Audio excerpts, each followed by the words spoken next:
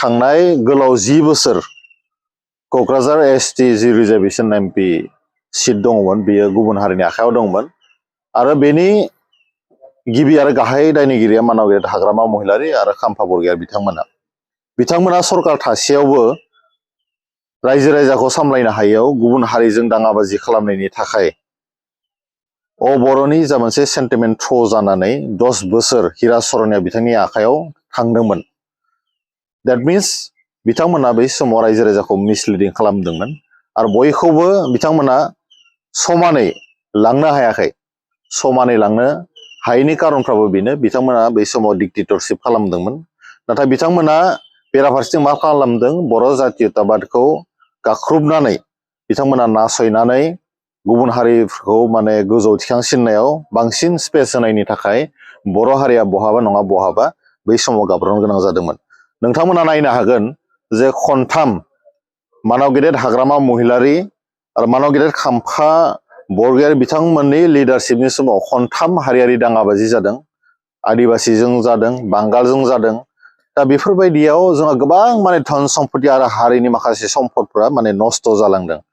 दा बाथ्राया जाबाय बिथांमोना सरकार थासान्दियाव बै समाव बर' हारिखौ मानो रैखाथि होनो हायासै? स्पेसियेलि खाम्फा बरगयारि बिथांनियाव आं मोनसे कुइसन खालामनो नागिरदों। बिथाङा जाय समाव डिपुटि चिफमोन बिथांनि समावथ' खनथाम हारियारि दाङाबाजि जादोंमोन। बिथांमोना बै समाव बर'नि इन्टेलेक्सुयेलफोरखौ थैनायखौ मार्डार खालामजानायखौ गावनि नोजोरजों गावनि मेगनजों नुदोंमोन। बै समाव बिथांमोना भाइब्रेन्टलि जातीयताबादखौ सिगाङाव दोननानै खामानि मावगोन होनना समायखिरा लानानै खिन्थु मोनसेबो जातिनि खामानि मावासै। दा दिनैनि तारिखाव कुइसना बेनो जादों बिथाङा मा मोखांजों बिसायख'थियाव बाहागो लादों? बर' रायजो राजाया बिथांनि लिडारशिपखौ गोलाव सम नुबोदों। दा बिनि थाखायनो बिथांखौ सेकेन्ड टाइम जोंहा स्कप होनायनि खुनु अपसन गैया। मानोना बिथांमोननि समाव हारिनि थाखाय मोनबो बिथांमोना स्टेन्ड होबोआसै। बै समाव कंग्रेसआ जाय समाव सरकार दङमोन जोंनि दैदेनगिरिफोरखौ AK-47 होनानै हमनानै लाना थांदोंमोन। दा बै समावथ' बिथांमोना सरकाराव माने एलायन्स दंमोन कंग्रेसजों। दा बाथ्राया बेनो खाम्फा बरगयारि बिथाङा मालाबा गावखौनो जातिनि हिर' बायदि माने इस्टाब्लिश खालामनो नागिरो, गावखौनो जाहिर खालामनो नागिरो। खिन्थु जोङो जुदि एक्सुवेलाव नायोब्ला बिथांमोना थारैनो जिर'। जातीयताबादनि मुं लाफ्लानाय बिथांमोना गेजेर गेजेर दालाल खालामबोदों जायनि थाखाय हारिया गाहायनिख्रुइ गाहायसिनाव गोग्लैलांदों। दा नोंथांमोना नायनो हागोन बर' रायजो राजा मिन्थिगौ थांनाय 17 बोसोराव गावनो लेन्ड रेभिनिउ आरो फरेस्ट डिपार्टमेन्ट बेराफारसेथिं इडुकेसननि बिथाङा सासे EM-मोन। बिथाङा डिपुटि चिफमोन। दा बिथाङा बै समाव गोबां खामानि मावनो हागौमोन हारिनि थाखाय।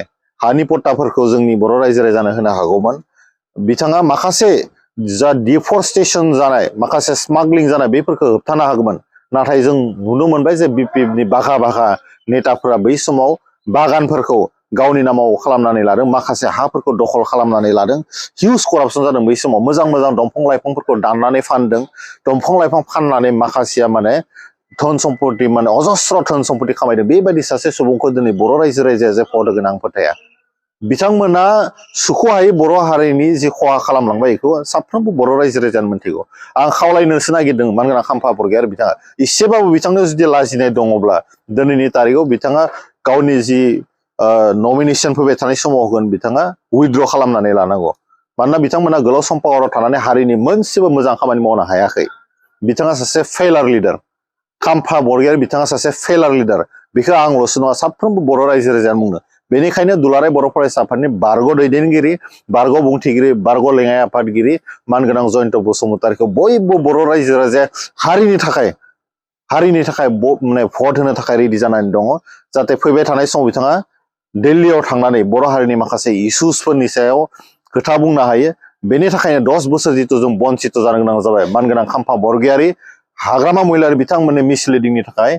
बेनि जा सुफुंथाय बै खहाफोरखौ जों सुफुंनो मोनसेल' चान्सआ दङ, जयन्त बसुमतारी बिथांखौ जेरैखि जाया जों बर' हिसाबै नैबे MP इलेक्सन देरहानाय।